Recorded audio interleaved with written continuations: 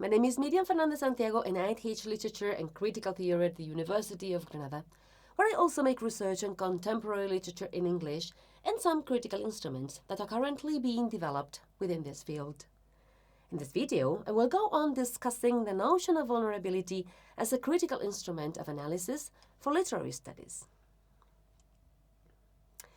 In the introduction to the volume representing vulnerabilities in contemporary literature of the Routledge Studies in Contemporary Literature series that I co-edited with Dr. Miriam Fernández from the University of Córdoba in 2023, we devised an attention-based vulnerability aesthetics, sketching a correlation between common literary devices, literary genres, readerly response, and textual vulnerability. This introduction is available in open access at this link. In my previous video, I remarked that in order to elicit a response, be it positive or negative, from readers, vulnerable characters need to be seen, either as grievable or ungrievable.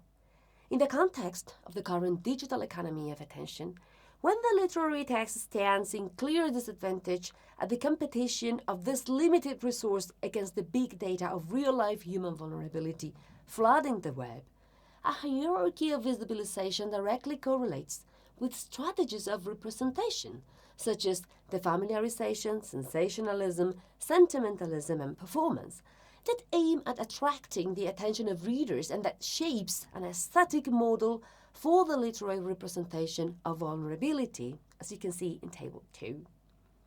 In this aesthetic model, different literary genres broadly correlate with certain strategies to call and retain readerly attention. Each of these strategies influences how readers value vulnerability today. Science fiction, fantasy, and historicist revisions call for attention by depicting forms of vulnerability that call the reader's attention because they are strange or out of the ordinary and familiar. However, because they are so strange, these forms of vulnerability do not allow readers to identify and empathize with vulnerable characters. In other cases, literary texts seek the reader's attention by representing vulnerability in a sensational, exaggerated, or ridiculous way that may elicit the reader's revulsion against vulnerable characters.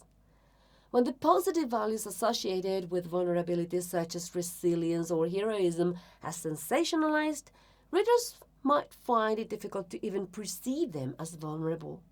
In either case, vulnerable characters are stigmatized by the extreme degree of the vulnerable condition by resorting to emotion and sentimentalism rather than reason.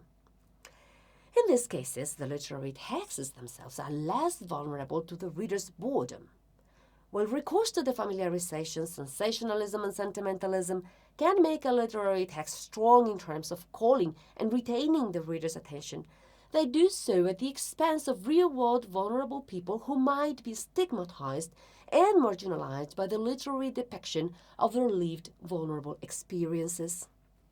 Representing vulnerability as an undesirable condition that must be put to rights or returned to normalcy along the actions organizing plot, rely on aesthetic beauty, cathartic effect, conflict resolution, or textual closure as organizing principles countering vulnerability can make readers vulnerable to surrogate vulnerability or to normative standards of autonomy and self-sufficiency they may not be able to meet themselves. In the competition for readerly attention, the literary representation of human vulnerability seek visibilization by performing rather than depicting vulnerability.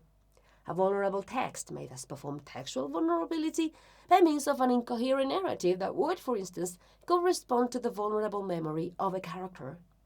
Pushing this device too far may make a text vulnerable to its readers losing interest in literary forms that are too difficult to understand.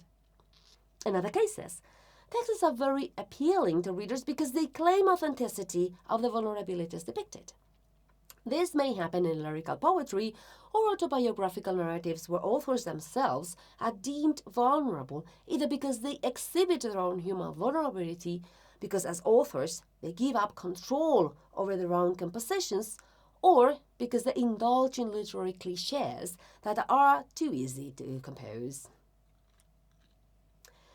Our attention-based vulnerability aesthetics merely sketches some salient features, devices, genres, and performances that may operate to a higher or lesser degree and combine differently across the categories distributed in the table.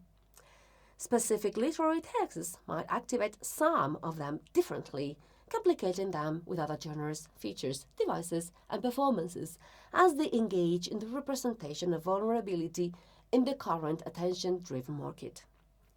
In my next videos, I will be presenting the notion of an ecology of vulnerability as an alternative to the negative conception of vulnerability and its application to literary analysis, and introducing the notion of vulnerability as a key element in the transition from postmodernism to post-postmodernism.